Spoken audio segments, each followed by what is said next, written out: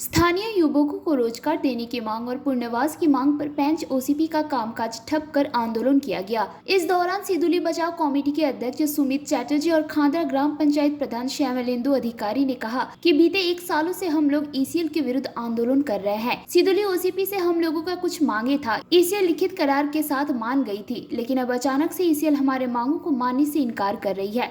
पैंच से जिन लोगों का घर प्रभावित हो रहा है उन सभी को पुनर्वास के लिए हम लोग आंदोलन कर रहे हैं। सिदुली पैंच ओसीपी भी बंद है और जब तक सुनवाई नहीं होती तब तक हम ओसीपी बंद रखेंगे।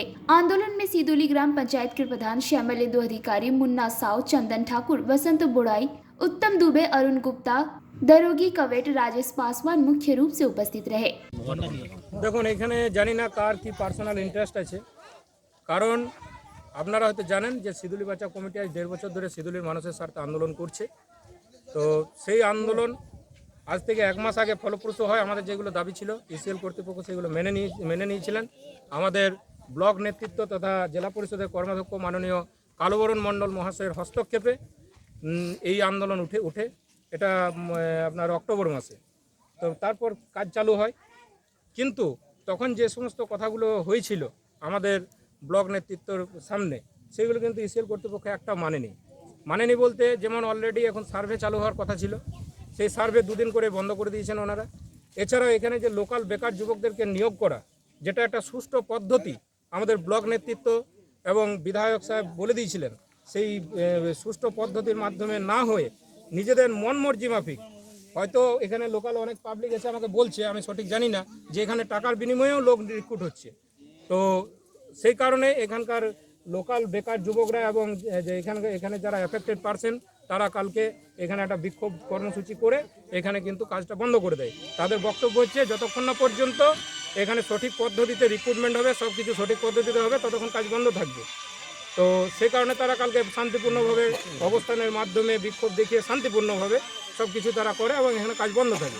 কিন্তু আজকে হঠাৎ করে দেখছি যে আজকে ইসিএল কর্তৃপক্ষ কিছু গুন্ডা বাহিনীকে নিয়ে এসে এখানে জবরদস্তি, এমনকি আমাদের যে সিদুলি বাঁচাও কমিটির ফ্ল্যাগ ছিল, দলীয় ফ্ল্যাগ ছিল, সেগুলোকেও কিন্তু তারা সরিয়ে ফেলে দেয় এবং জবরদস্তি কাজ চালু করার তাদের একটা পরিকল্পনা ছিল। ইসিএল কর্তৃপক্ষ এখানে গুন্ডা বাহিনীকে নামিয়ে দিয়েছিল।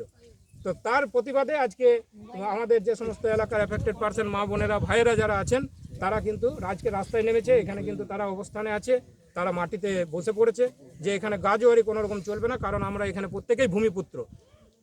তো সেই কারণে আজকে এই কর্মসূচি।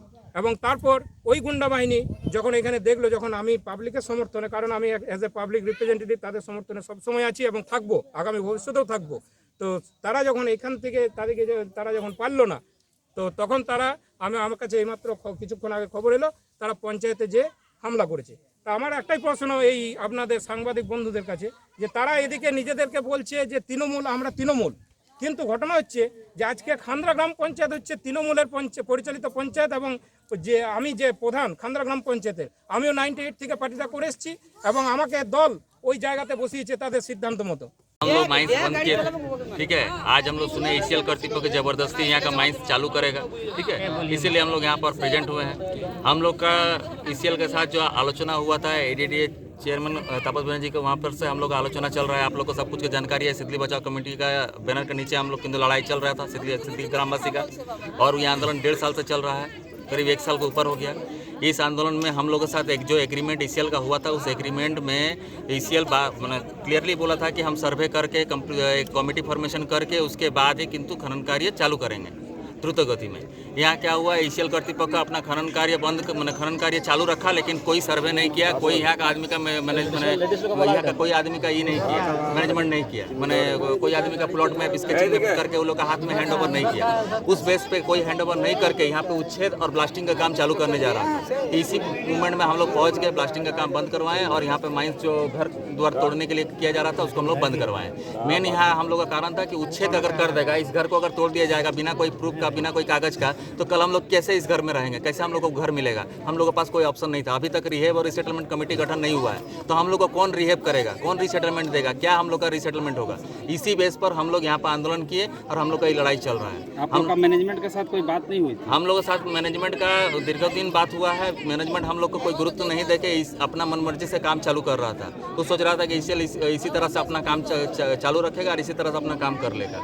तो हम लोग इसका विरोध करते हुए हम लोग कल यहाँ पे झंडा गाड़े हैं और आज हम लोग सुने कि यहाँ पे माइंस ज़बरदस्ती चालू किया जाएगा, तो इसीलिए हम लोग यहाँ पर आए हैं। हम लोग धरना में बैठे हुए हैं। हम लोग यहाँ पे जो भी होगा हम लोग माइंस नहीं माइंस देंगे। जो पहले गरीब आदमी लोग का सर्वे करिए, वो लोग का प्लॉट स्केचिंग मैप रेडी करवाइए, सर्वे करवाइए, उसमें आप अपना स्टैम्प और पैड साइन करके दीजिए इंडिविजुअली हर एक घर का मेजरमेंट करके। उसके बाद आप उच्छेद का प्रोसेस करिए और committee formation rehab resettlement committee का तैयार करके उसके बाद आप यहाँ पर खनन कार्य चालू करिए। यही हम लोग का सिद्धली बचाओ कमेटी का एज ए प्रेसिडेंट के हिसाब से हम ही बोल रहे हैं, जो वही सेम वर्सन सिद्धली बचाओ कमेटी का भी है और सिद्धली अंचल टीएमसी का भी है।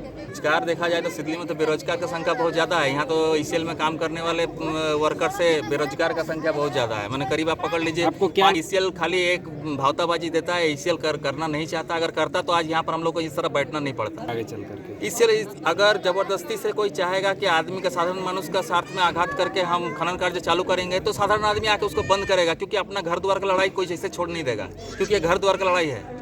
हमको यहाँ तोड़ फोड़ के घर से उच्छेद करके हटा देगा और हम कहीं भी चल जाएंगे। हम यहाँ 70 साल 100 साल से यहाँ आदमी रह रहा है, कोई बाहर से नहीं उठ के आया यहाँ पे। सब यहाँ पे मामटी मानुष का आदमी है, सब यहाँ पे तृणमूल कांग्रेस करता है और सब यहाँ पे अंडाल से मंथन पासवान की रिपोर्ट, पीवीटीवी न्यूज़।